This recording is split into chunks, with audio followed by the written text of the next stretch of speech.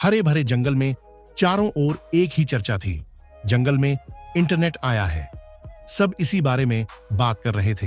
हालांकि आधे से ज्यादा जानवरों को यह पता नहीं था कि इंटरनेट कौन से नए जानवर का नाम है। फिर भी वे यह पता लगाने की कोशिश लगातार कर रहे थे कि यह नया जानवर खतरनाक तो नहीं है। अनेक सवाल थे उनके मन में। कैसा दिखता होगा यह इंटरनेट? उसकी पूंछ होगी या नहीं? अरे नहीं भाई, ये जानवर का नाम नहीं है। तो फिर क्या है? यह एक चिद्दिया का नाम है। ओह अच्छा, चिद्दिया होती है ये। इस तरह की बातें पूरे जंगल में हो रही थीं। शाम को राजा शेर ने सभी जानवरों को अपनी गुफा के सामने बुलाया है। तब वे हमको इस इंटरनेट से मिलवाएंगे। वे एक दूसरे को बता रहे थे। शाम को ठीक 6 बजे सभी जानवर, पक्षी और जंगल के बाकी सब प्राणी शेर की गुफा के सामने इकट्ठे हुए। राजा शेर की गुफा के सामने इकट्ठे हुए। राजा शेर एक अजीब सी चीज के साथ बाहर निकले। ये क्या है? फिर फुसफुसाहट होने लगी। तब शेर ने कहा, दोस्तों, यह है कंप्यूटर। कंप्यूटर और एक जानवर? सबने सोचा, यह एक मशीन है और इंटरनेट का प्रयोग करने के लिए हमारे पास कंप्यूटर होना बहुत जरूरी है, शेर ने कहा। सभी ध्यान से उसकी बात सुन रहे थे। इंटरनेट के माध्यम से हम दूर दूर रहने वाले अपने दोस्तों और संबंधियों से घर बैठे बात कर सकते हैं। उन्हें हम पत्र भी भेज सकते हैं। पत्र भेजने के इस तरीका को ईमेल कहते हैं। यदि हम पत्र डाक विभाग के माध्यम से भेजते हैं तो उसे पहुंचने में 2-3 दिन लगते हैं, लेकिन ईमेल भेजने में बस कुछ सेकंड ही लगते हैं। और सबसे बढ़िया बात है कि इसमें खर्चा न के बराबर आता है, शेर समझा रहा था। और क्या फायदे हैं इंटरनेट के?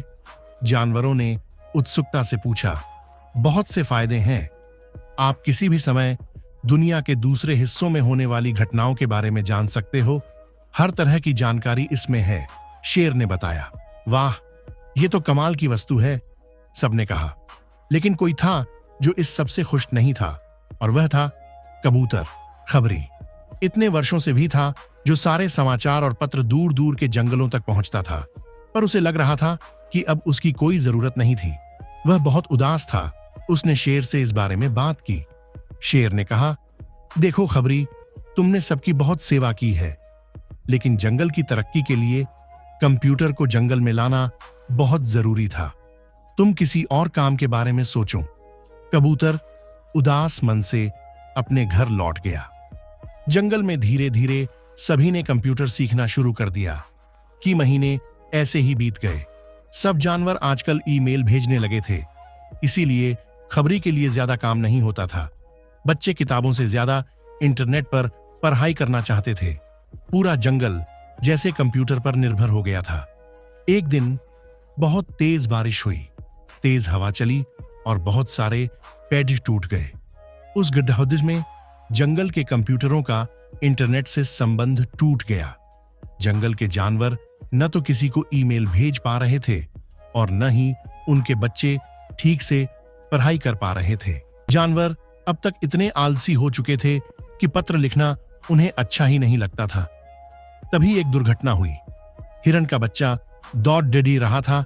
वह एक पेड़ से टकराया और उसके सर पर गहरी चोट लगी। जंगल के डॉक्टर साहब उल्लू जी किसी का इलाज करने दूसरे जंगल में गए हुए थे। समस्या थी कि उन्हें कैसे बुलाया जाए। इससे पहले तो उन्हें ईमेल भेजकर संदेश दे दिया जाता था, लेकिन अभी तो सारी व्यवस्था टूटी हुई थी।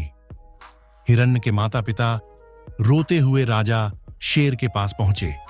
राजा भी असहाय था, करे तो क्या करे। अब खबरी ने कहा, मैं बुलाकर लाऊंगा डॉक्टर को। आखिर पहले भी तो मैं ही यह सब काम करता था। सबको बहुत तसल्ली हुई कि खबरी आज भी उनकी मदद करने को तैयार था।